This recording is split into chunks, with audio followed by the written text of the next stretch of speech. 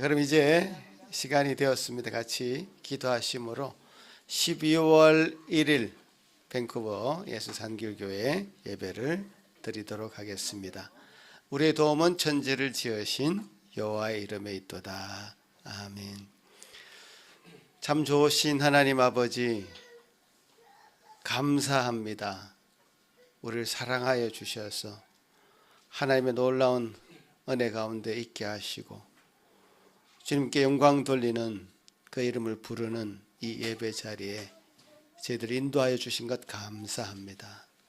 우리 삶도 그렇게 친히 돌보시고 보호하시며 인도하시는 우리 주님이신 줄 알고 감사를 드립니다.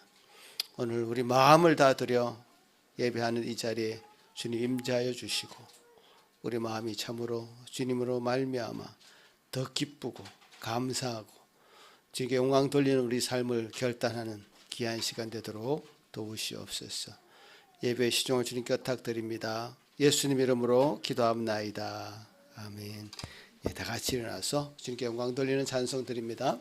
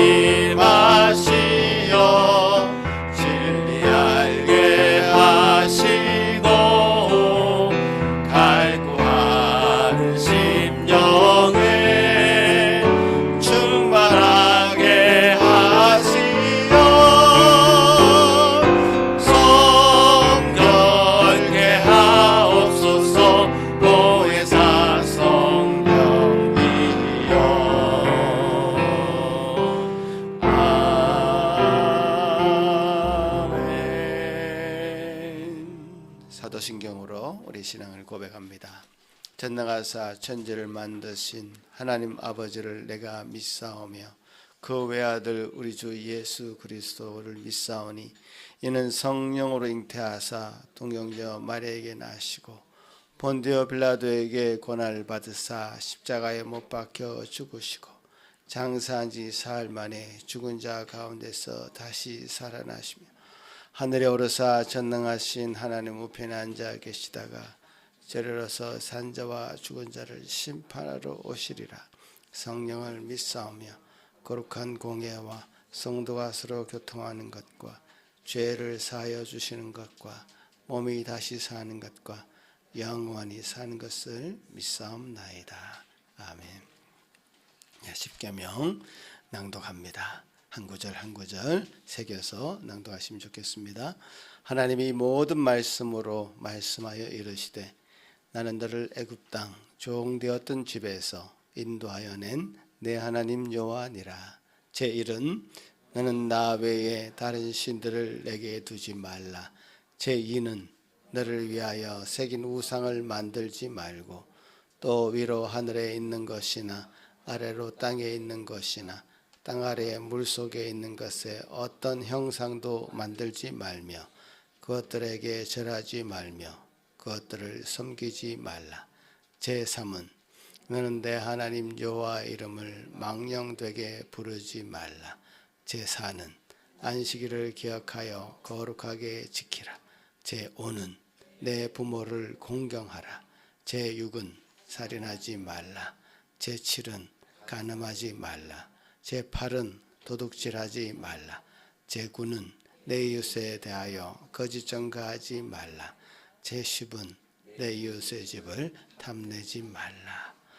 자리에 앉으시겠습니다. 이 십계명을 각 팀에서 아마 공부를 하고 있을 것입니다. 십계명의 한 구절이 다가 아니라 그 이면에 많은 이야기들이 담겨져 있는데요. 십계명을 잘 공부하다 보면 우리가 얼마나 주님 앞에 약한 존재인지, 죄악된 존재인지 더 철저하게 깨달을 수 있는 것 같습니다. 그런 우리의 마음들을 생각하시면서 이 찬송 드립니다.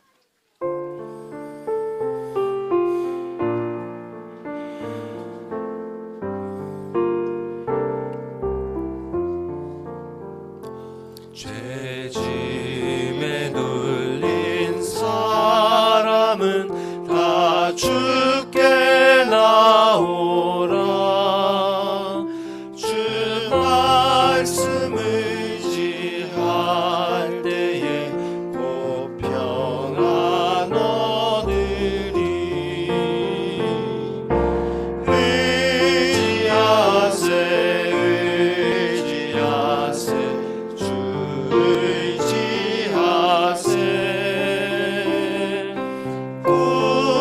구하시네 구하시네 곧 구하시네. 참 구원 주신 주께서 보혈을 흘렸네. 눈같이 희게 할 피에 온 몸을 잠그세. 의지하세 의지하세 주 의지하세.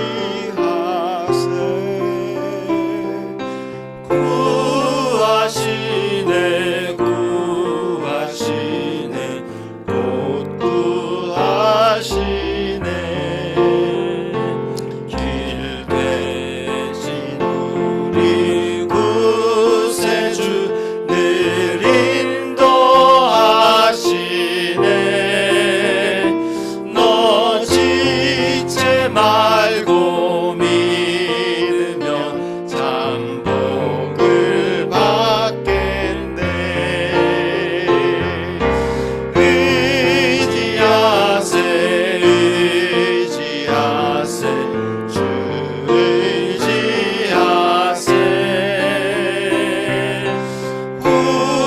구하시네 구하시네 곧 구하시네. 온 성도 하나 되어서 영광길 걸으면 한없는 은혜 받아서 영원히 누리리. 의지하세 의지하세 주 의지하세.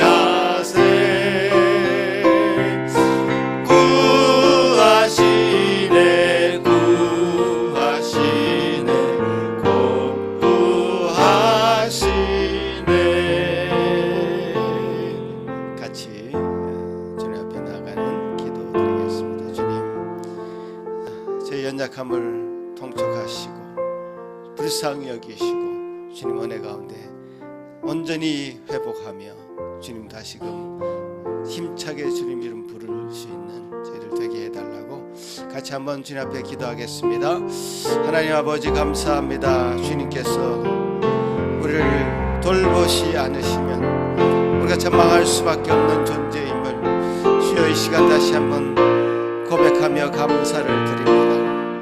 주여 주여 불쌍히 여겨주시고 긍휼을 베푸시사 우리 삶 가운데 참 일어나는 많은 일들이 주님으로 시작되었으며 주님으로 말미암았으며 주님으로 말미암을 수 있는 것임을 다 기억하게 하시고 주님의 역사 가운데 일어나는 일을 고백하게 하시고 우리의 연약함으로 그 모든 것이 가로막힌다면 주여 주여 도우셔서 그 심령 가운데 있는 모든 죄악들을 뿌리 깊게 고백하고 주님 앞에 나아갈 수 있도록 도와주시옵소서.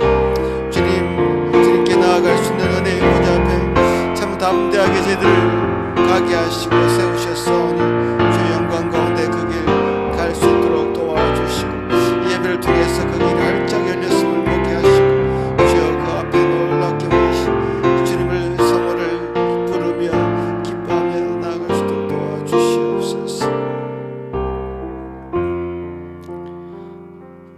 여호와는 마음이 상한 자를 가까이 하시고 중심으로 통회하는 자를 구원하시는도다. 아멘. 하늘에 계신 우리 아버지여, 이름이 거룩히 여김을 받으시오며 나라가 임하옵시며 뜻이 하늘에서 이룬 것 같이 땅에서도 이루어지이다. 오늘 우리에게 일용할 양식을 주시옵고 우리가 우리에게 죄 지은 자를 사하여 준 것 같이 우리 죄를 사하여 주시옵고 우리를 시험에 들게 하지 마시옵고 다만 악에서 구하시옵소서. 나라와 권세와 영광이 아버지께 영원히 있사옵나이다. 아멘. 찬송 드립니다.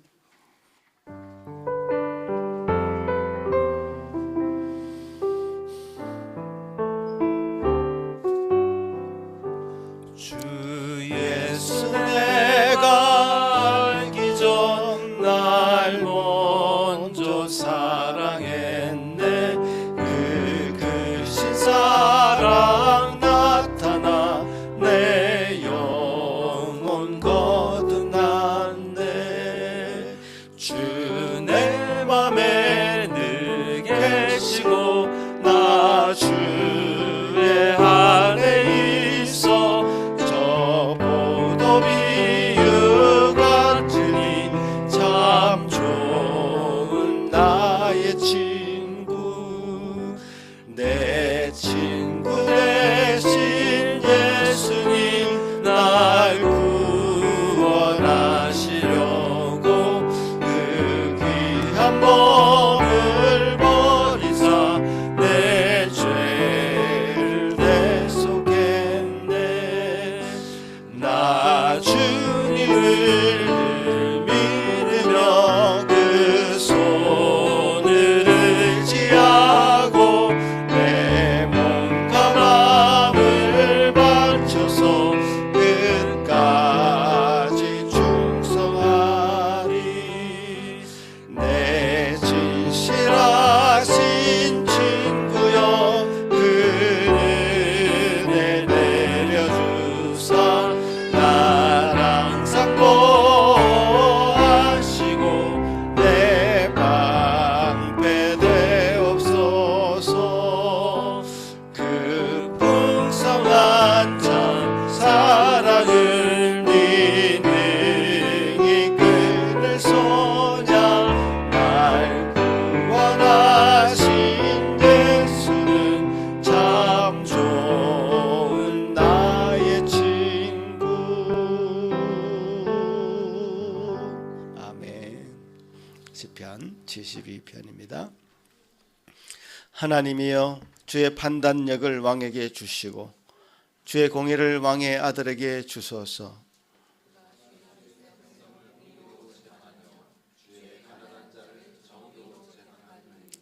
의로 말미암아 산들이 백성에게 평강을 주며 작은 산들도 그리하리로다.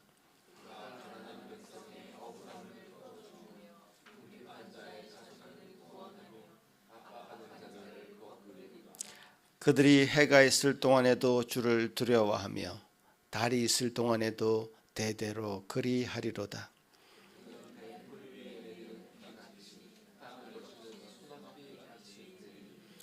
그의 날에 의인이 흥왕하여 평강의 풍성함이 달이 다할 때까지 이르리로다.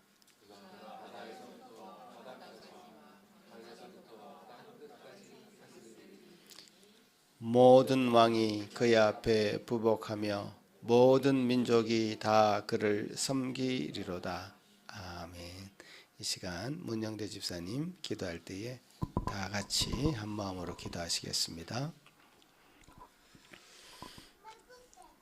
말씀으로 천지 만물을 창조하시고 저희를 만드신 주님, 오늘도 저희를 한자리에 모아 함께 예배드리게 하심을 감사드립니다. 아멘. 벌써 한 해를 마무리하는 12월에 접어들었습니다. 근심되는 일도 많고 편안이 없던 올 한 해 속에서도 저희를 내버려 두지 않겠다 하신 주님의 약속을 늘 기억하며 날마다 주시는 새 힘으로 살아가게 하옵소서. 아멘. 또한 저희가 살아감에 있어 기쁜 마음으로 주의 계명을 지키는 저희가 되게 하옵시고, 내가 순종하고 싶은 말씀만 순종하는 것이 아니라 순종하기 힘든 말씀에도 매일매일 순종하는 마음을 갖게 하여 주시고, 우리의 고집과 안악함을 내려놓게 하옵소서. 아멘. 그래서 날마다 주님의 사랑을 깨닫고 주님과 동행하며 주님의 자녀로서 살아가게 도와주시옵소서. 오늘 저희를 위해 설교를 준비하신 이찬우 전도사님의 마음과 말 한마디 한마디에 성령님이 함께 하셔서 듣는 저희로 하여금 성령 충만한 시간이 되었길 간구하오며 오직 한 분이신 예수 그리스도의 이름으로 기도드렸습니다. 아멘.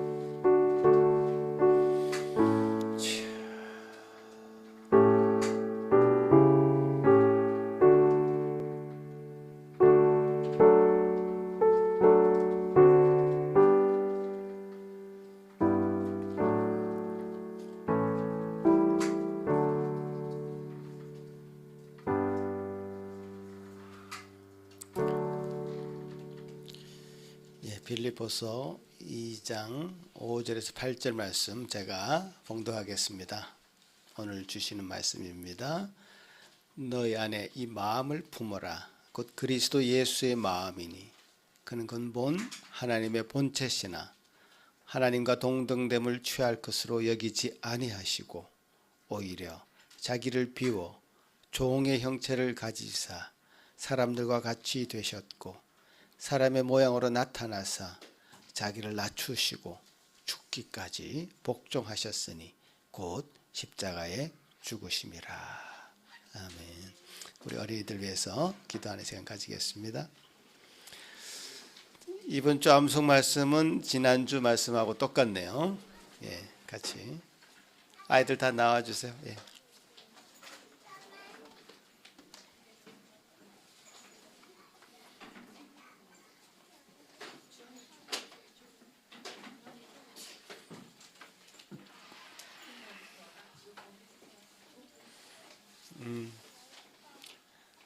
예, 우리 아이들 네. 지금 여기 앞에 12명의 아이들이 있습니다. 우리 아이들 예수님의 제자 12명처럼 그렇게 잘 자라기를 바라겠습니다. 같이 한번 암송하겠습니다. 시작. 제삭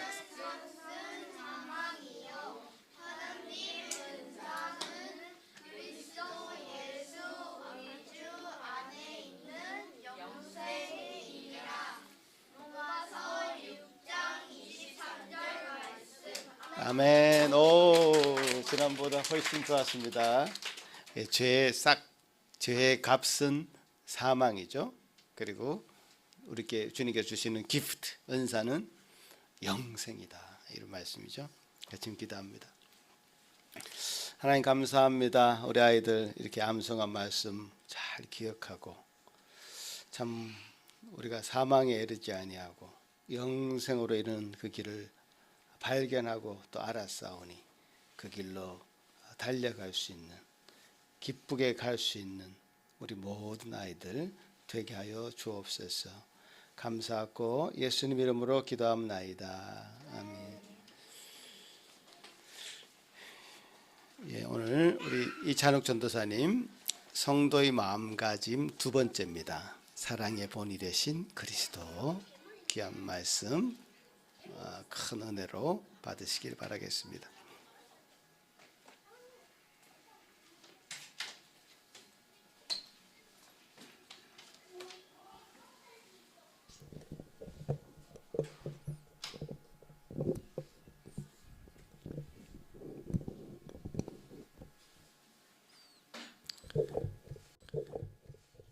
빌립보서 말씀 계속 보고 있습니다. 빌립보서 2장에 이르러서 바울은 이 성도가 어떤 마음으로 어떻게 살아야 할지 이제 본격적으로 권면하고 있는데요.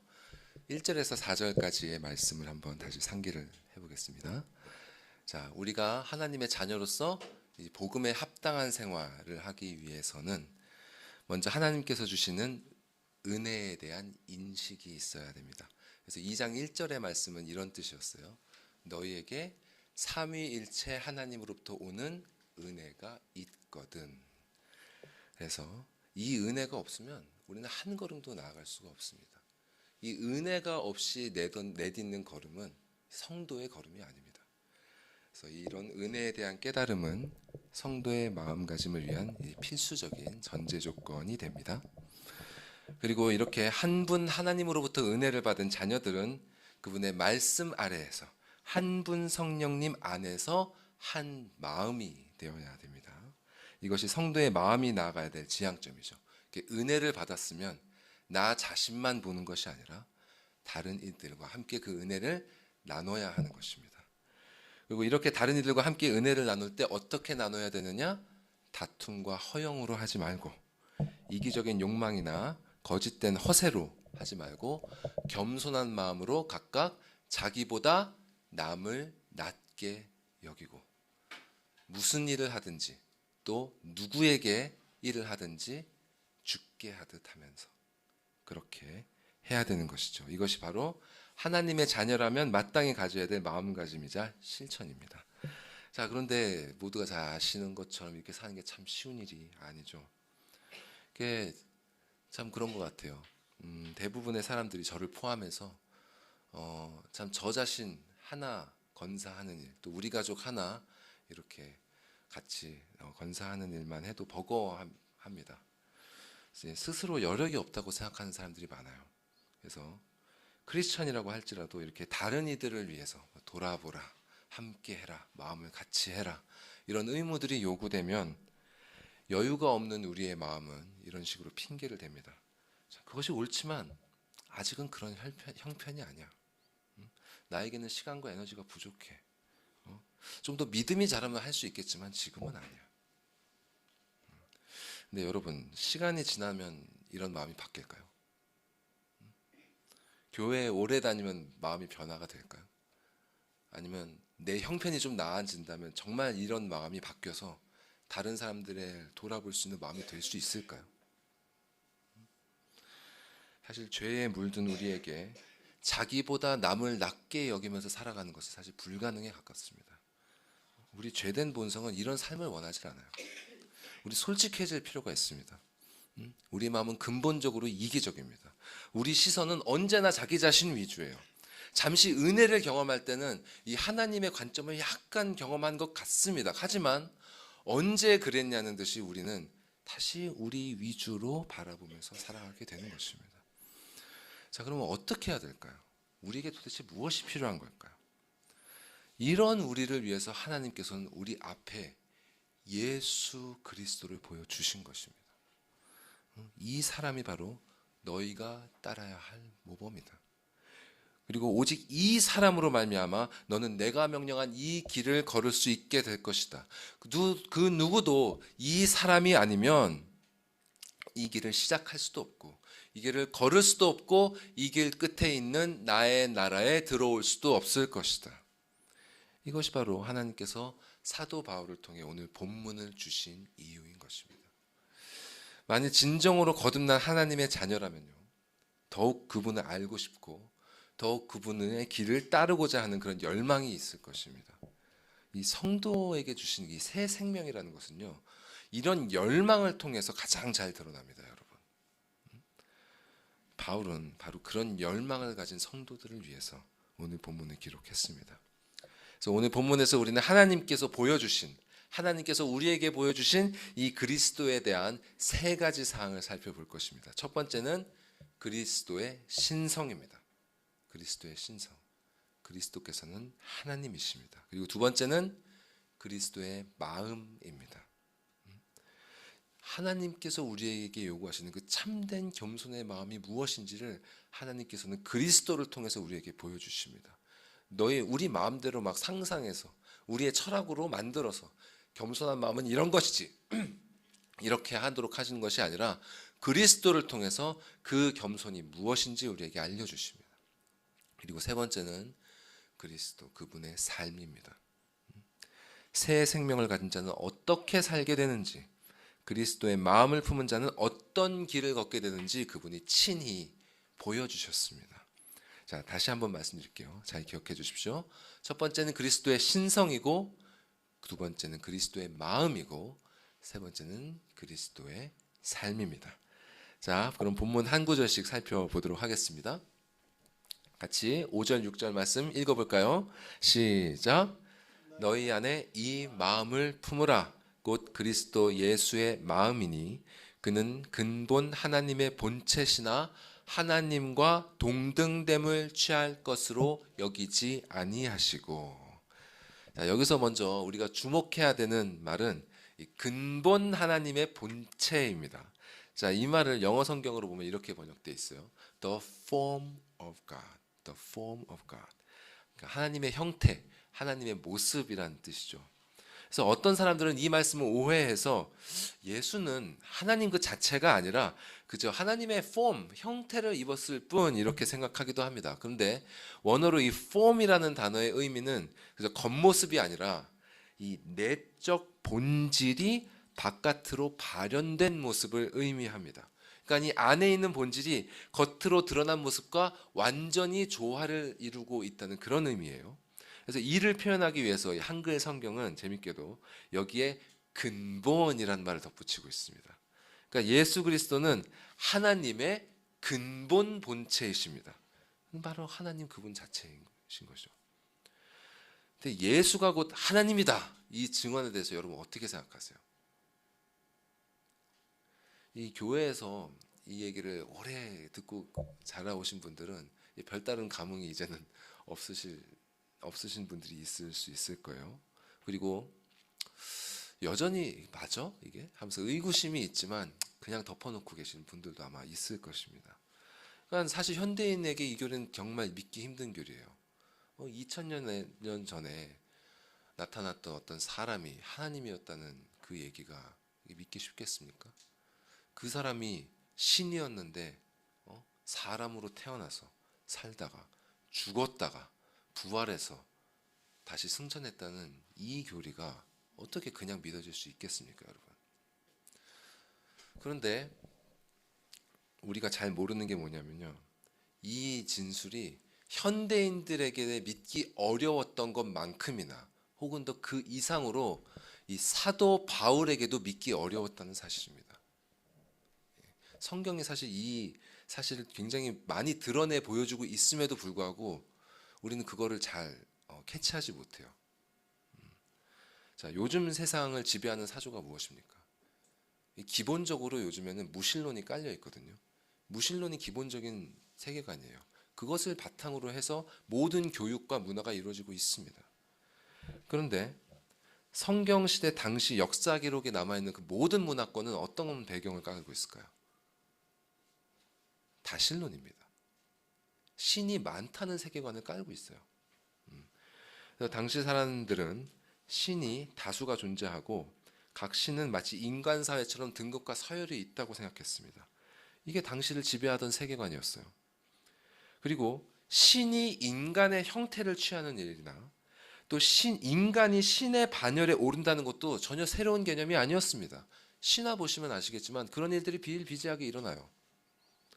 그렇기 때문에 그런 다신론의 문화권에서 신의 본성을 가진 인간이라는 내용은 얼마든지 나올 수 있는 얘기였습니다, 여러분. 그런데 바울과 같은 이 유대인들은요, 특이하게도 이 다신론을 믿는 이방인들과는 전혀 달랐습니다. 우리가 성경을 통해서 알 수 있듯이 이 유대인들은 철저한 유일신 사상을 고수했습니다. 그들에게 가장 중요한 것이 무엇이었냐면 바로 신은 이스라엘의 여호와 한 분만이 바로 유일한 하나님이시다 라는 사실이었죠. 이스라엘아 들으라, 너희 하나님 여호와는 유일한 하나님이시니.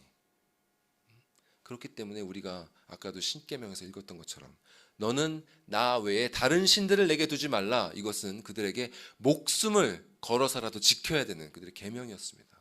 실제로 이스라엘이 멸망했을 때 많은 유대인들이 이 계명을 따라서 그들의 목숨을 바쳤어요. 그리고 이렇게 목숨을 바쳐 그 계명을 지켰던 그 무리들의 후예가 바로 성경에 나오는 바리새인들이었습니다. 그리고 바리새인들 중에서도 가장 보수적으로 그 믿음을 붙잡았던 사람들 중에 하나가 바로 이 바울이었어요. 근데 그 사도 바울이 지금 이렇게 말하고 있는 것입니다. 사람으로 오셨던 그 예수 그리스도가 바로 그 여호와 하나님의 근본 본체이시다. 당시 세상에서 가장 이런 말을 내뱉을 가능성이 없는 사람에게 하나님께서는 이 고백을 하도록 만드신 것입니다.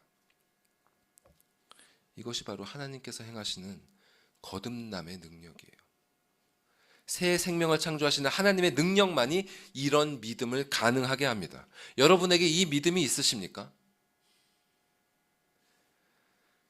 이 진리를 깨닫은 사도들은 그분에 대해 이런 여러 기록들을 남겼습니다. 말씀들을 한번 쭉 살펴보도록 할게요. 같이 요한복음 말씀 읽어보실까요? 시작.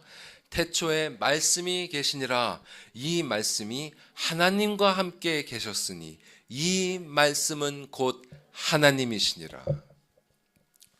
자, 예수님께서는 하나님의 말씀이시고 창조 전부터 하나님과 함께 계셨습니다.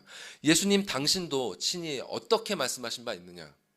아브라함이 나기 전부터 내가 있었느니라. 그분은 이 피조물처럼 창조되신 존재가 아니라 만물의 창조 전부터 하나님과 함께 존재하셨던 선재하는 하나님이셨습니다. 또 다음 말씀 보여주시죠. 위에 에베소서 말씀 읽어보겠습니다. 시작. 곧 창세 전에 그리스도 안에서 우리를 택하사 우리로 사랑 안에서 그 앞에 거룩하고 흠이 없게 하시려고 그 기쁘신 뜻대로 우리를 예정하사 예수 그리스도로 말미암아 자기의 아들들이 되게 하셨으니. 하나님 아버지께서는 창세 전에 그리스도 안에서 당신의 자녀들을 택하시고 예정하셨습니다. 즉 그리스도께서는 선택과 예정에서도 아버지와 함께 하셨습니다. 예수께서도 이렇게 말씀하신 바가 있어요. 제가 읽겠습니다. 너희가 나를 택한 것이 아니요 내가 너희를 택하여 세웠나니 이는 너희로 가서 열매를 맺게 하고 또 너희 열매가 항상 있게 하여 내 이름으로 아버지께 무엇을 구하든지 다 받게 하려 함이라. 너희는 세상에 속한 자가 아니요 도리어 내가 너희를 세상에서 택하였기 때문에 세상이 너희를 미워하느니라. 이렇게 예수께서는 창조 전부터 선택하시는 하나님으로 일하셨습니다. 자, 그리고 예수께서는 하나님과 함께 만물을 창조하셨습니다. 사도 요한이 이렇게 진술했죠. 함께 읽겠습니다. 시작. 만물이 그로 말미암아 지은 바 되었으니 지은 것이 하나도 그가 없이 된 것이 없느니라.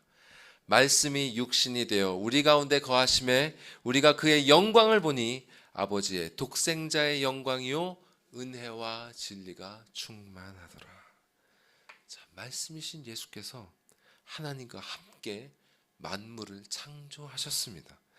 만물이 말씀으로 말미암아 지은 바 되었고 창조된 것 중에 하나도 그분 없이는 된 것이 없었습니다, 여러분. 자, 게다가 또 그분은 하나님으로서 교회를 구원하셨습니다. 이렇게 사도 바울은 그리스도께서 이렇게 선재하시고 또 선택하시고 창조하시고 또 구원하신다는 교리를 골로새서에서 이렇게 요약해서 기록했습니다. 자, 좀 길지만 함께 자, 목소리 힘을 내서 골로새서 말씀 읽어보겠습니다. 시작. 그는 보이지 아니하는 하나님의 형상이시요 모든 피조물보다 먼저 나신 이시니 만물이 그에게서 창조되되 하늘과 땅에서 보이는 것들과 보이지 않는 것들과 혹은 왕권들이나 주권들이나 통치자들이나 권세들이나 만물이 다 그로 말미암고 그로 위하여 창조되었고 또한 그가 만물보다 먼저 계시고 만물이 그 안에 함께 섰느니라. 그는 몸인 교회의 머리시라. 그가 근본이시요 죽은 자들 가운데서 먼저 나신 이시니 이는 친히 만물의 으뜸이 되려 하심이요 아버지께서는 모든 충만으로 예수 안에 거하게 하시고 그의 십자가의 피로 화평을 이루사 만물 곧 땅에 있는 것들이나 하늘에 있는 것들이 그로 말미암아 자기와 화목하게 되기를 기뻐하심이라. 자, 이 외에도 그리스도께서 곧 하나님이시라는 진술은 성경에 차고 넘칩니다. 자, 이것은 이성적인 증명의 영역에 있는 것이 아닙니다. 이것을 어떻게 증명하겠습니까, 여러분? 이것은 역사적인 인물에 대한 증언입니다. 우리에게 던져진 것은 이 증언을 받아들이고 믿을 것이냐 아니면 외면할 것이냐 그 선택에 있습니다. 초대교회 신자들은 이 하나님의 강권하시는 은혜로 말미암아 그 당시로서도 도저히 받아들일 수 없었던 이 진리를 믿게 되었습니다. 이 믿음을 받지 못했던 유대인들이 얼마나 그들을 적대시했는지 보면 이 믿음을 가진다는 것이 얼마나 그들에게 기적 같은 일인지 여러분 알 수 있으실 겁니다. 그들은 이 믿음 때문에 오히려 자신과 가족의 안위가 위태로워질 것이 분명했음에도 불구하고 끝내 목숨을 버려가면서까지 이 믿음을 증언했습니다. 여러분도 그들의 증언을 믿으십니까? 예수 그리스도가 근본 하나님의 본체이심 여러분 믿으십니까? 그가 창세전에 선재하셨으며 우리를 먼저 택하셨으며 우리를 창조하시고 섭리하시고 아버지와 화목하도록 구원하시는 하나님이라는 사실을 여러분 믿으십니까? 이 진리를 믿는 기적이 여러분의 있기를 바랍니다. 거듭남의 능력이 여러분에게 진실로 나타나기를 원합니다. 만일 여러분이 거듭난 신자로서 그리스도의 하나님 되심을 진정 믿으신다면 자, 뒤에 이어지는 말씀들을 그냥 지나치실 수 없을 겁니다. 자, 바울은 본문에서 계속 이렇게 진술을 이어갑니다. 자, 함께 말씀 읽어보겠습니다. 시작. 그는 근본 하나님의 본체시나 하나님과 동등됨을 취할 것으로 여기지 아니하시고 오히려 자기를 비워. 자, 예수께서는 당신이 하나님의 근본 본체이심에도 불구하고 성부 하나님과 동등됨을 취할 것으로 여기지 않으셨다 이렇게 말씀하고 있죠. 여기서 중요한 것은 제가 여기 표시해 놓은 대로 취할 것이란 말입니다. 취할 것. 자, 이 말은 뭐냐면 무엇인가를 간절히 원해서 이렇게 취하고자 하는 것이라는 의미를 담고 있어요. 그래서 영어로는 grasping, 움켜잡는 것, 또 something to be seized, 무엇인가를 꽉 붙잡을 것 이렇게 해석이 됩니다. 여기는 또 두 가지 뉘앙스가 있는데요. 하나는 이 원하는 바를 도적질을 해서라도 취하고자 하는 것 이런 뜻이 있고요. 또 다른 하나는 이 전쟁에서 전리품을 취하는 것처럼 공로에 대한 정당한 보상으로 취하고자 하는 것이란 또 뉘앙스가 있습니다.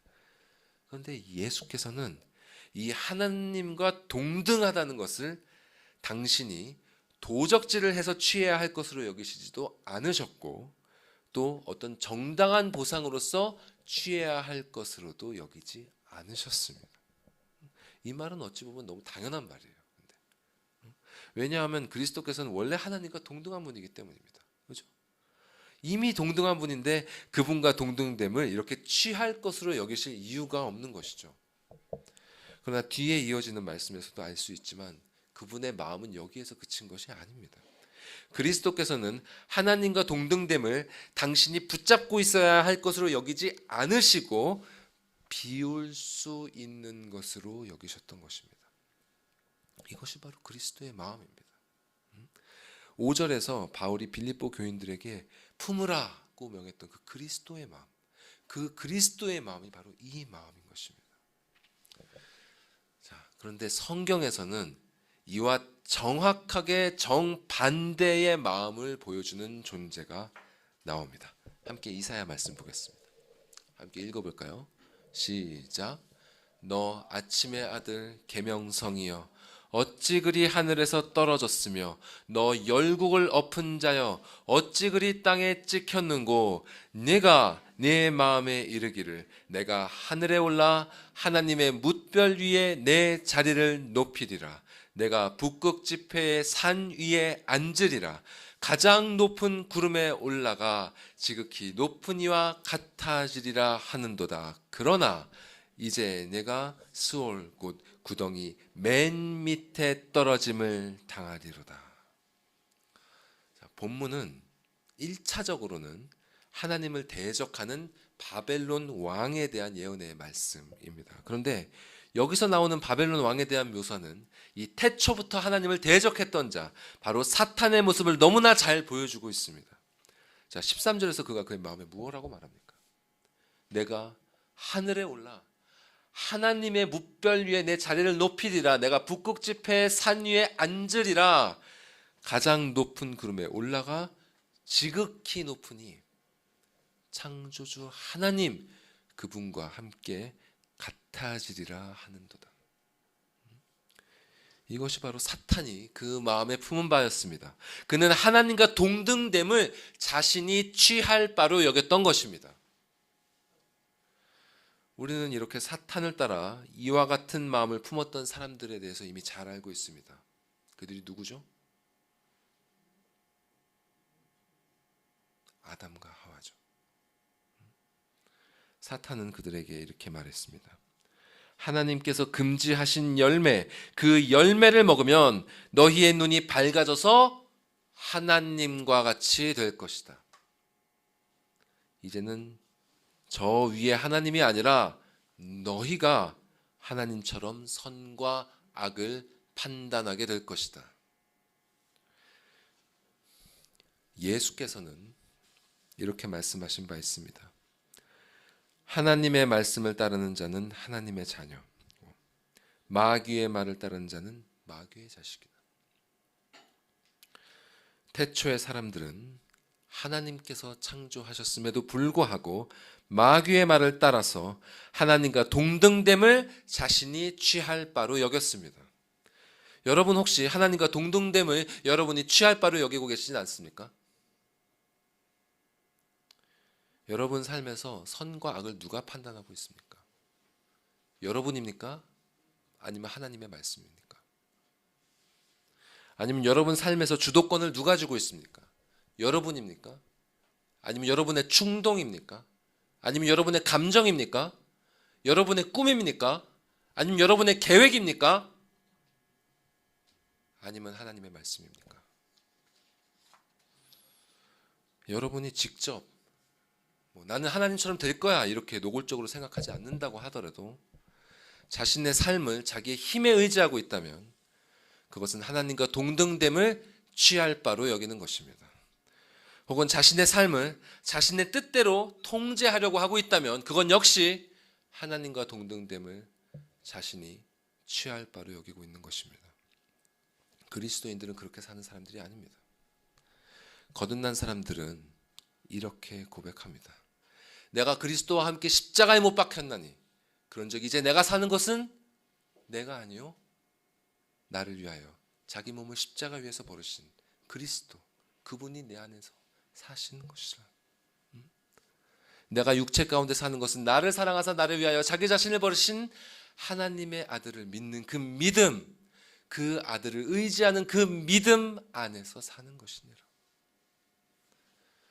여러분에게 영혼에 진실로 이 고백이 있습니까? 다시 한번 말씀드리지만 우리 솔직해져야 됩니다. 우리는 하나님께 우리의 삶을 드리는 것처럼 하다가도 이내 우리가 원하는 바대로 일이 흘러가지 않으면 불안해합니다. 그래서 내 삶을 스스로 통제하고 싶어 합니다. 자신의 눈에 옳은 대로 일들이 진행되어야 합니다.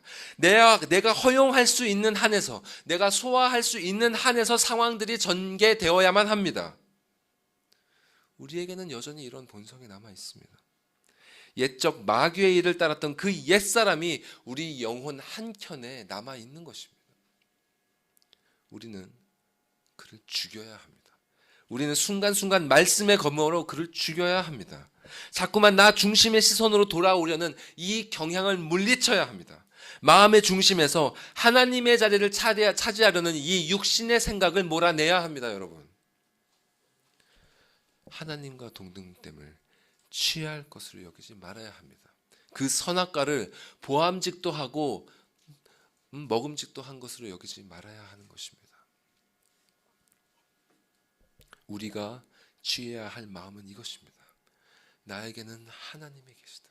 나에게는 주님이 계시다. 나에게는 따라야 할, 내가 순종해야 할 아버지의 말씀이 있다. 이것이 바로 그리스도의 마음이었습니다. 거듭난 생명을 가진 사람은 이 마음을 가지고 있습니다. 때로는 육신의 정욕과 안목의 정욕과 이생의 자랑 때문에 이 마음이 흔들리기도 하지만 하나님께서는 당신의 자녀들을 사랑하사 말씀으로 교훈하시고 때로는 징계의 은혜를 베풀어 주셔서 이 마음으로 돌아올 수 있도록 하십니다. 이것이 여러분의 삶에서 지금 지속되고 있는 경험이라면 여러분 기뻐하고 즐거워하십시오. 하늘에 여러분의 상이 기다리고 있습니다. 그러나 여러분의 삶에서 이 경험이 아직 일어나지 않았거나 어느샌가 이 경험이 멈춰져 있다면 여러분 기도하셔야 됩니다. 간절히 기도하셔야 됩니다. 나에게 거듭남의 은혜를 내려 주시옵소서. 나의 믿음을 회복시켜 주시옵소서. 그리스도가 하나님이시오. 나를 구원하실 그 주님이라는 사실을 믿을 수 있는 그 믿음, 이 믿음을 선물로 주시옵소서. 이 믿음을 회복시켜 주시옵소서. 여러분 기도하셔야 합니다. 그것 외에 다른 방법이 없습니다. 진심으로 원하는 자에겐 그분께서 믿음을 분명히 선물로 주실 것입니다. 그렇지만 믿기 원하지 않는 자에게는 그에 합당한 결말을 내려 주실 것입니다. 자, 그리스도께서는 참 하나님이십니다. 그럼에도 불구하고 그분은 하나님과 동등됨을 취할 것으로 여기지 않으셨습니다. 자, 그러면 이 마음을 가진 그분은 어떤 삶을 살으셨는가? 자, 바울은 그분의 삶을 이렇게 요약합니다. 함께 7절과 8절 말씀 읽겠습니다. 시작.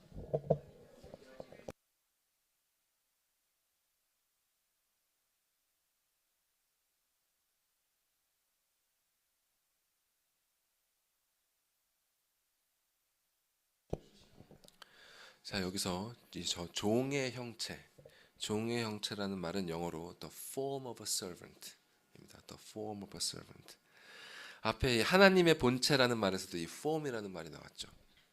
그러니까 여기서 이 형체라고 번역된 말이 앞에서 나오는 그 본체라는 말과 같은 단어입니다. 즉 예수께서는 참으로 하나님의 근본 본체이시기도 하지만 자기를 비워서 종의 근본 본체, 즉 참 사람이 되셨다는 의미입니다. 자, 하나님과 동등하신 그리스도께서 자기를 비워서 사람이 되셨다는 의미가 도대체 무슨 의미인가? 어떤 신학자들은요, 예수께서 사람이 되셨을 때 자신의 이 신성을 모두 비워버리고 그저 보통 사람이 되셨다, 이렇게 주장하기도 합니다. 그러니까 하나님으로서만 가질 수 있는 그 모든 속성들을 포기하시고 우리 같은 이런 평범한 사람이 되셨다는 것이죠. 하지만 이건 성경적인 주장이 아닙니다. 자, 소요리 문답에서도 가르치고 있지만 예수께서는 참 하나님이시자 참 사람, 즉 한 인격 안에 신성과 인성을 동시에 가지신 분이십니다. 그저 하나님이시기만 하거나 그저 사람이시기만 한 분이 아니에요. 자, 이 교리의 요점을 간략하게 짚어보겠습니다. 자, 그분이 그저 하나님이시기만 하다면 사람으로서 우리를 대신하는 구속자가 되실 자격이 없습니다. 자, 피조물이 창조주에게 지은 죄는 피조물이 갚아야 하는 것입니다. 또한 그분이 그저 사람이시기만 하다면 우리가 하나님께 진 그 죄의 빚을 대신 갚아주실 수가 없습니다. 이 하나님의 영광을 훼손한 죄, 그 큰 죄의 빚을 누가 갚아줄 수 있겠습니까? 하나님 외에. 그런데 감사하게도 그분은 이렇게 참 사람으로서 모든 택함 받은 자를 대표해서 구속하시는 구속주가 되셨고, 또 참 하나님으로서 우리가 진 모든 빚을 능히 갚아주셨던 것입니다. 이것이 바로 성경이 가르치고 있는 예수 그리스도의 참 모습입니다. 그러면 하나님이신 예수께서 이렇게 자기를 비워 사람이 되셨다는 것이 무슨 의미인가? 이 예수께서는 도대체 그 무엇을 비우시는, 즉 무엇을 포기하시는 일을 하신 것일까요? 우리가 먼저 생각할 수 있는 것은 그리스도께서는 이 하늘의 영광을 포기하셨다는 사실입니다. 하늘의 영광을 포기하셨다. 자, 앞에 요한복음 1장 우리가 봤습니다만은 1장을 여러분 읽어보신 분을 기억해 보십시오. 그분은 태초부터 계신 하나님의 말씀이셨습니다. 태초부터 하나님과 함께 계신 말씀이셨고, 하나님과 함께 모든 만물을 창조하신 이 세상의 빛이셨습니다. 그런데 빛이 어둠에 비치되 어둠이 깨닫지 못했죠. 그분이 자기 땅에 오셨지만 그분의 백성들은 그분을 영접하지 않았습니다. 하늘에서는 그분의 그 영광의 광채로 말미암아서 천사들이 거룩하다 거룩하다 거룩하다 이렇게 찬송을 올려드릴 수밖에 없었지만, 그분은 그 모든 영광의 빛을 비우시고 가장 낮은 곳으로, 가장 비천한 곳으로, 가장 어두운 곳으로 내려오셨던 것입니다. 선지자 이사야가 이렇게 영광의 모든 빛을 비우고 내려오신 그 예수님의 모습을 이렇게 예언했습니다. 함께 읽어볼까요? 시작.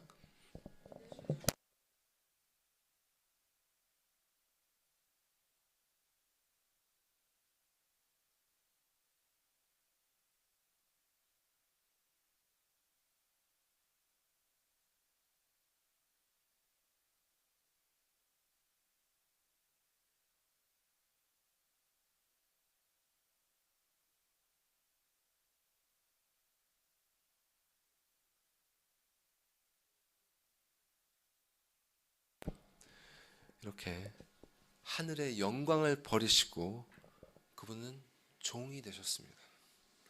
이 종이 되셨다는 것은 곧 스스로 자신의 결정을 따라 행동하는 이 자주권을 포기하셨다는 뜻입니다. 여러분, 요한복음에서 그분은 거듭 이렇게 말씀하셨습니다. 다음 말씀 보여주시죠. 제가 읽어드리겠습니다. 예수님의 말씀입니다.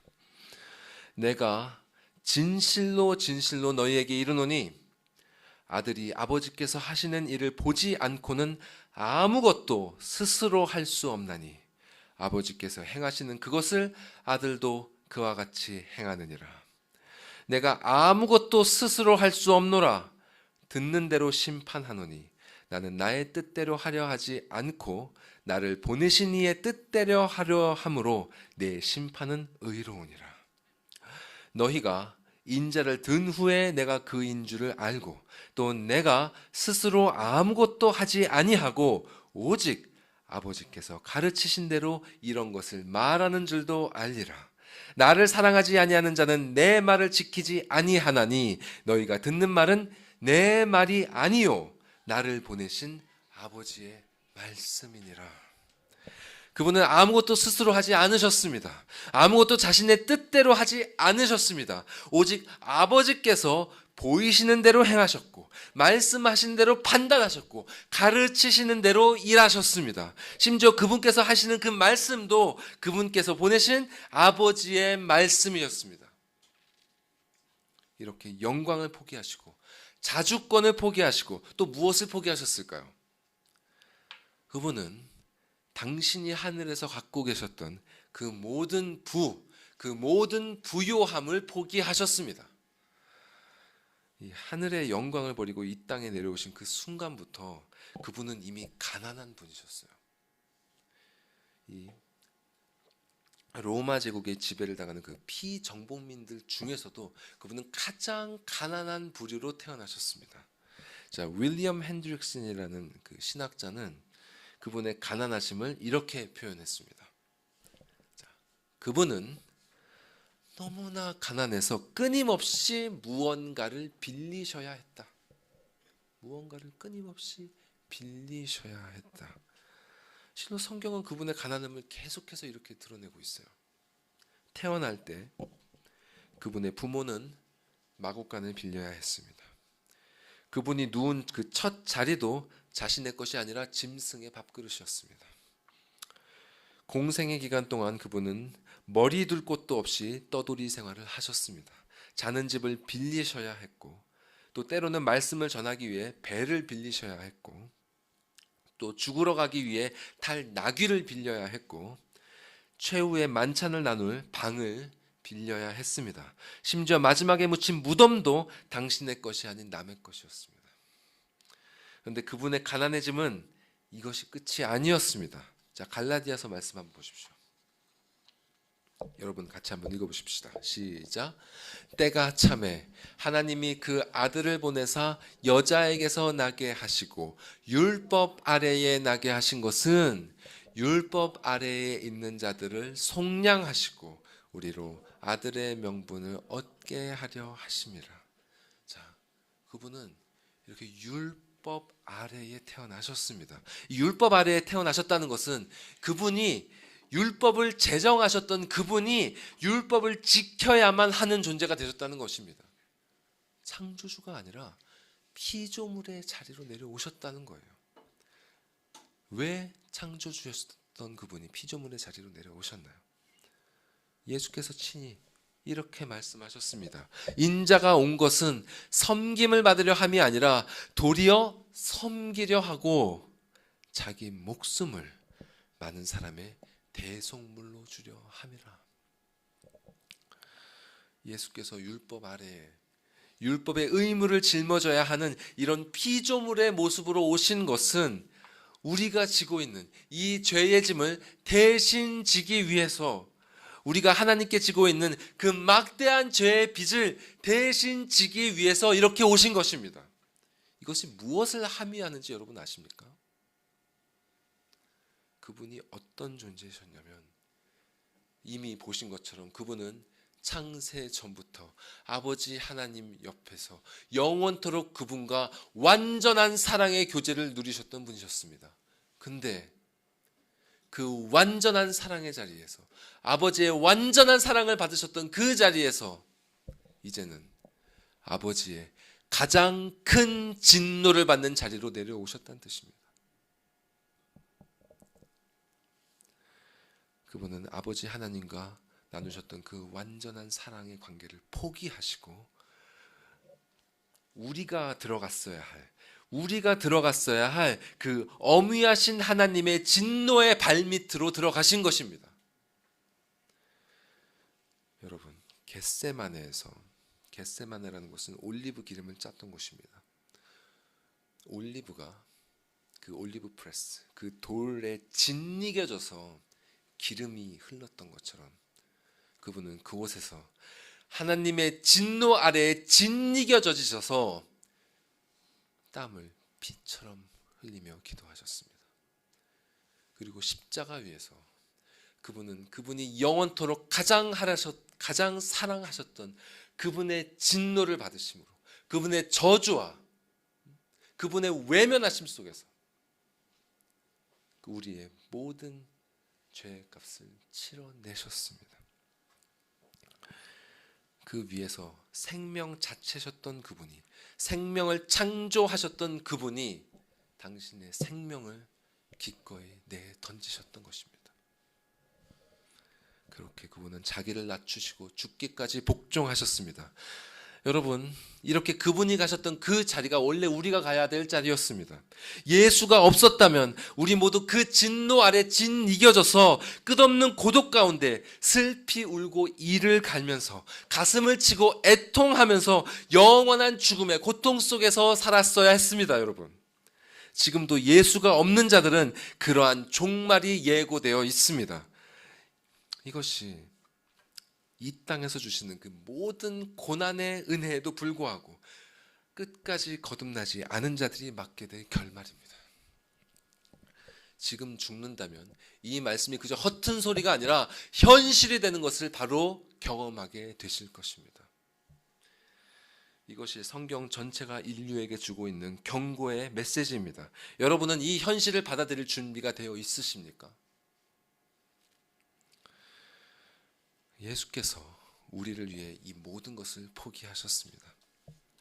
고린도후서 말씀 이렇게 말씀하고 있습니다. 함께 고린도후서 말씀 읽어보겠습니다. 시작. 우리 주 예수 그리스도의 은혜를 너희가 알거니와 부요하신 이로써 너희를 위하여 가난하게 되심은 그의 가난함으로 말미암아 너희를 부요하게 하려 하심이라. 여러분, 그 누가 우리를 이렇게 사랑할 수 있겠습니까? 배우자가 이렇게 사랑할 수 있을까요? 부모가 우리를 이렇게 사랑할 수 있을까요? 아니면 우리 자식들이 우리를 이렇게 사랑해 줄까요? 그 누가 우리를 위해서 하나님의 진노를 대신 받아줄 수 있겠습니까? 여러분, 이 사랑을 외면하지 마십시오. 그것은 정말 큰 죄입니다. 그분은 지금 이 시간에도 하나님 보좌 우편에서 그분의 자녀들을 위해서, 당신의 신부들을 위해서, 우리를 위해서 기도하고 계십니다. 그리스도만큼 이 세상에서 여러분을, 우리를 사랑하는 분이 없습니다. 그분은 그저 말로만이 아니라 실로 당신의 모든 것을 내어놓으심으로 그 사랑을 증명하셨습니다. 그분의 사랑을 절대로 외면하지 마십시오. 이것은 모든 사람의 인생에 있어서 가장 결정적인 선택의 순간입니다. 그분의 사랑 앞에 고개를 숙이느냐 아니면 외면하느냐에 따라 그 뒤에 이어질 영원의 시간이 달라질 것입니다. 이 사실을 절대로 잊지 마시기 바랍니다. 말씀을 맺도록 하겠습니다. 그리스도께서 베푸신 이 사랑의 은혜를 얻은 자만이 죽기까지 낮아지셨던 그리스도 예수의 마음을 품을 수 있습니다. 이는 영적으로 높아지고자 하는 어떤 그런 욕망이나 종교적 열심으로 되는 것이 아닙니다. 또 어떤 방대한 성경 지식이나 신비한 경험으로 이루어지는 것도 아닙니다. 그분의 사랑을 받아들이고 그분께 자신의 영혼을 내어 맡긴 사람, 그 사람이 그리스도와 나누는 그 관계를 통해서만이 그분의 마음을 품는 것이 가능합니다. 그리고 이 마음을 품은 자만이 진리의 성령 안에서 성도들과 한 마음이 되어서 각각 자기보다 남을 낮게 여기는 그 참된 겸손함으로 아름다운 사랑의 교제를 나눌 수 있습니다. 그리스도의 사랑을 받고 있는 그 넉넉한 자만이 다른 이의 허물을 덮을 수 있고 그들을 자기보다 낮게 여길 수 있고 그들의 일을 자신의 일처럼 돌볼 수 있습니다. 여러분은 그런 충만한 사랑의 넉넉함을 경험하고 싶지 않으십니까? 예수께서 그런 모습이 어떤 모습인지 친히 우리에게 보여주셨습니다. 한 가지 이야기만 하고 마치겠습니다. 십자가에 달리시기 전날 밤에 그 다가올 하나님의 진노를, 그 아버지의 진노를 목전에 두고도 그분은 제자들과 나눈 마지막 식사 자리에서 일어나 겉옷을 벗으셨습니다. 그리고 수건을 허리에 두르시고 대야에 물을 채우시고 제자들의 발을 한 사람씩 닦아주기 시작하셨습니다. 이렇게 발을 닦는 것은 마땅히 아랫사람이 해야 될 일임에도 불구하고 주님께서 친히 이 일을 행하셨습니다. 그리고 이렇게 말씀하셨습니다. 내가 주와 또는 선생이 되어 너희 발을 씻었으니 너희도 서로 발을 씻어주는 것이 옳으니라. 내가 너희에게 행한 것 같이 너희도 행하게 하려 하여 본을 보였노라. 내가 진실로 너희에게 이르노니 종이 주인보다 크지 못하고 보냄을 받은 자가 보낸 자보다 크지 못하나니 너희가 이것을 알고 행하면 복이 있으리라. 여러분, 이것이 바로 예수께서 우리에게 보이신 모범입니다. 그분이 우리에게 베푸신 그 사랑을 생각할 때 우리도 이와 같이 행하는 것이 마땅하지 않겠습니까? 하나님의 근본 본체이신 그리스도께서는 하나님과 동등됨을 취할 것으로 여기지 않으시는 그 마음으로 자신을 비워 종의 형체를 가지고 이 땅에 오셨습니다. 가장 높은 곳에서 가장 낮은 곳으로 오신 그분께서는 당신의 모든 영광과 자주권과 모든 부요함을 포기하시고 심지어 영원토록 사랑하는 아버지와의 관계까지 포기하셨습니다. 실로 그분에 비하면 정말 아무것도 아닌 우리들을 위해서, 그런 우리들을 부욕해 하시기 위해서 그분은 당신의 그 모든 것을 포기하셨습니다. 그리고 이렇게 작은 것을, 작은 것을 우리에게 요구하십니다. 너희도 서로 발을 씻어주라. 이것이 우리가 품어야 할 그리스도의 마음입니다. 이 마음을 품은 자에게는 자유와 기쁨과 그 누구도 흔들 수 없는 평안이 있습니다. 그리스도의 그 충만한 사랑, 그 넉넉함 속에서 그 누구도 이 사람을 건드릴 수 없습니다. 낮의 해와 밤의 달도 해칠 수 없습니다.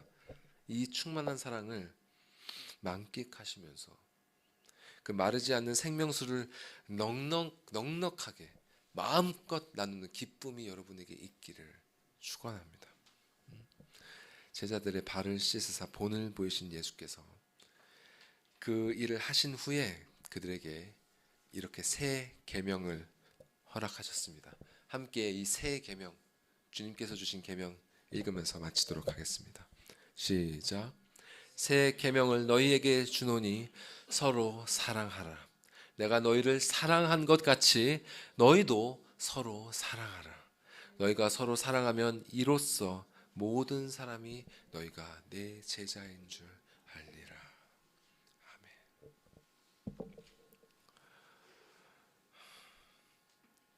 아무것도 아닌 우리를 위해서 그 놀라운 하늘 영광을 버리시고 그 놀라운 하늘의 부요함을 버리시고 가장 낮은 자리로, 가장 비참한 자리로 내려오신 주님, 우리가 무엇이건데 이해할 수 없는 사랑을 베푸시나이까. 주님, 이 무디고 불쌍한 영혼들을 긍휼히 여겨 주시옵소서. 우리의 마음은 딱딱한 돌과 같아서 당신의 사랑을 받아들일 줄 모르옵나이다. 주님, 우리를 용서하여 주시옵소서. 우리가 무슨 짓을 하고 있는지 우리는 깨닫지 못하고 있나이다. 주님, 우리를 불쌍히 여겨주시고 이 굳어진 마음 주님 깨뜨려 주시고 징계의 은혜로, 고난의 은혜로 깨뜨려 주시고 당신께서 베푸신 그 사랑이 얼마나 큰 사랑인지 주님 다시 한번 깨닫게 하사 당신께서 명하신 이 귀한 말씀, 나보다 남을 낮게 여기고 서로를 사랑하면서 살아갈 수 있도록 도와주시옵소서. 도와주시지 않으면 살아갈 수 없나이다. 도와주시고 일깨워 주시고 손 꼭 붙잡아 주시고 이 길을 끝까지 걸어가서 마지막 날 당신의 나라에 모두 함께 만날 수 있도록 하여 주시옵소서.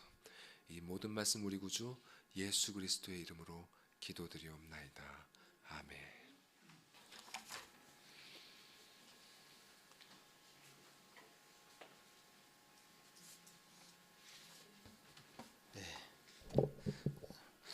주신 말씀 기억하시면서 다 같이 일어나서 찬송 드리겠습니다.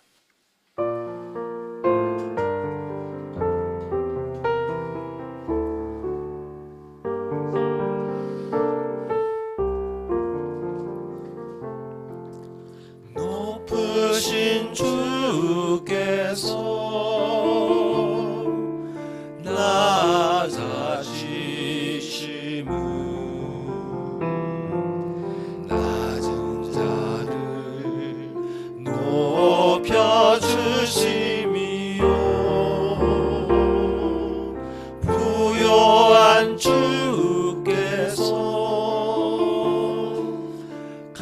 가난해지심은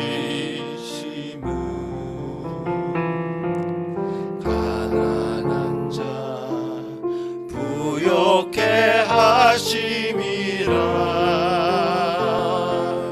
주여 이 몸이 무슨 말씀 드리리까. 나의 작은 옥합을 주님께 드립니다. 거룩한 주께서 겸손하셔서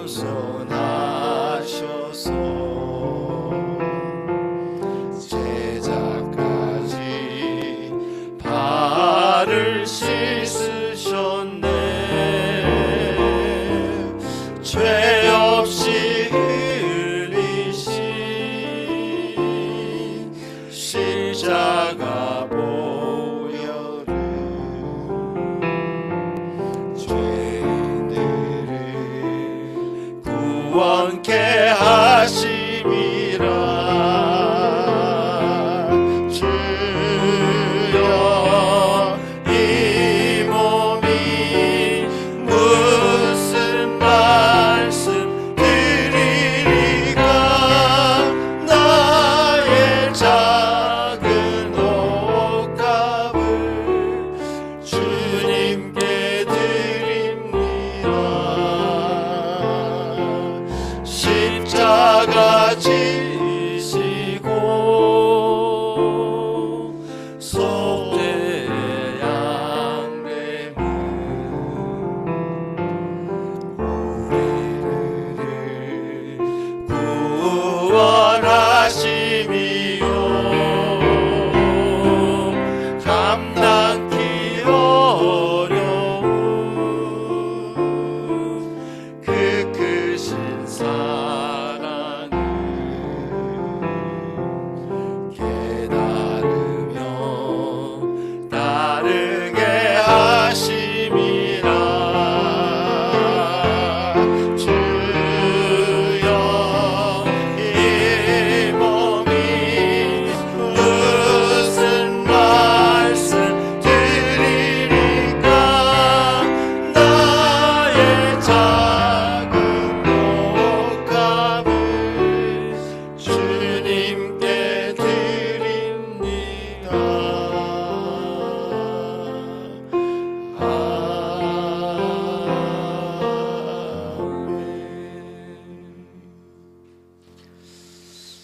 하늘 보좌를 버리시고 이 땅에 천하고 낮은 모습으로 오신 주님이 그렇게 우리에게 보여주신 본으로 우리가 그 주님의 마음으로 이 땅에 살아가기를 소망하고 기도합니다. 주님, 우리 모든 성도들 참 그리스도인 주님을 따르는 자로 명명되고 있는데 주여 그 이름에 합당한 우리 모든 생활과 행동이 될 수 있도록 주님 은혜 더하여 주시옵기를 소망합니다. 그 은혜가 우리 삶, 그 개인의 삶뿐만 아니라 우리 모든 교회 공동체 안에도 충만하여서 모일 때마다 그리스도가 높아지고 우리가 낮아질 수 있는, 참으로 겸손할 수 있는 저희들 되게 하여 주시옵소서. 감사합니다. 오늘 이 예배 가운데 우리 마음을 낮추셔서 우리가 무릎을 꿇고 굴복하며 주님을 높여드립니다. 그 마음으로 이 예물도 주님 앞에 바쳐드리오니 받아주시옵소서. 감사하고 예수님 이름으로 기도합나이다. 아멘. 자리에 앉으십시오.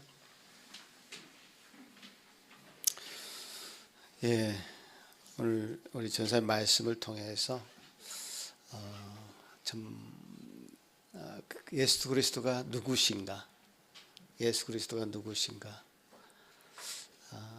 보통 이제 신학교에서 기독론이라 해서 예수 그리스도에 대해서 한 학기를 이렇게 가르치는데 여러분 그 내용을 다 들으셨다고 생각하시면 됩니다.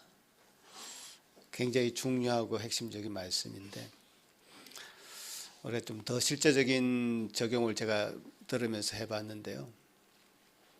예수님께서 종의 형체를 가지시고 사람의 모양으로 나타나신 성육신, 그 인카네이션이죠. 성육신의 가장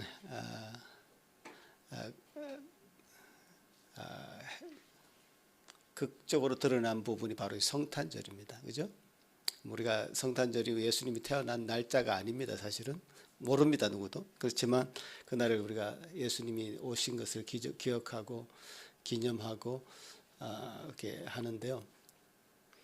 세상이 이것을 문화적으로 이용을 했습니다. 상업주의가 징글벨 울리고 이제 막 떠들고 뭐 물론 예수님이 오신 거 좀 기쁘고 좋은데 세상이 이게 상업적으로 이용하게 되면서 그 오늘 설교하신 이 내용은 전혀 드러나지 않고 그리스도는 없고 떠들고 파티하는 것으로 이용을 해버렸습니다. 우리가 지난번에 할로윈을 그렇게 세상이 문화적으로 이용을 하니까 우리 이것을 재해석해서 종교개혁 기념주일로 기념날로 삼자라고 이제 그렇게 우리가 나름대로 우리 교회 안에서 캠페인을 하지 않습니까? 저도 교회도 필요하다고 생각합니다. 성탄절 마냥 떠들고 좋아하는 그런 날이 아니라 왕의 자리 하늘의 하나님께서 이 땅에 사람의 모양으로 태어나신 그런 날을 기억하고 기념하는 그런 참 어떤 면에서는 예수님 입장에서는 눈물 나는 날입니다. 사실 고난의 자리에 이제 내려오신 날이기 때문에 그래서 그런 의미가 10분 담겨져 있는 그런 성탄절이 되었으면 좋겠다 그렇게 생각하고요. 그래서 이제 여러분 이제 세상적으로 이용당하지 말자 우리도 성탄절. 그래서 사람들은 요즘 메리 크리스마스라는 말을 이렇게 공식적으로 사용 못하게 합니다. 정부에서는 해피 할러데이 이 말을 씁니다. 메리 크리스마스 안 씁니다. 잘 한번 들어보세요. 광고나 TV나 이런 게 나올 때 메리 크리스마스 얘기 안 합니다. 해피 할러데이, 할러데이다 이거죠. 이렇게 예수님이 빠진 성탄절이 되어가고 있다는 것이죠. 그래서 여러분 이 12월 달이 되었으니까 성탄절의 이 시기에 이 성육신 오늘 말씀하신 이 하나님이신 예수 그리스도께서 사람의 모양으로 이 땅에 오신 그 성탄의 그 의미가 더 깊어지는 우리 모임 또 우리가 성탄절 발표도 하지 않습니까? 또 그런 내용들이 10분 들어가 있으면 좋겠다 그렇게 생각이 듭니다. 그렇게 좀 적용점을 가지시면 좋을 것 같습니다. 기도하겠습니다. 이제는 우리 주 예수 그리스도의 크신 은혜와 하나님 아버지의 극진하신 사랑하심과 성령 하나님의 위로하심과 교통하심이 이제 하나님이신 그리스도께서 이 땅에 사람의 모양으로 성육신 하셔서 참 온갖 고난과 질고를 겪으시고 결국 십자가에 죽으시는 그 놀라우신 은혜를 통해서 우리에게 친히 본이 되어 주신 그 놀라우신 그 사랑에 감사하며 주님이 가신 그 길을 기꺼이 따르기를 소망하는 여기 머리 숙인 모든 성도들 위해 그 가정 위에 지금부터 영원토록 함께 있을지어다. 아멘.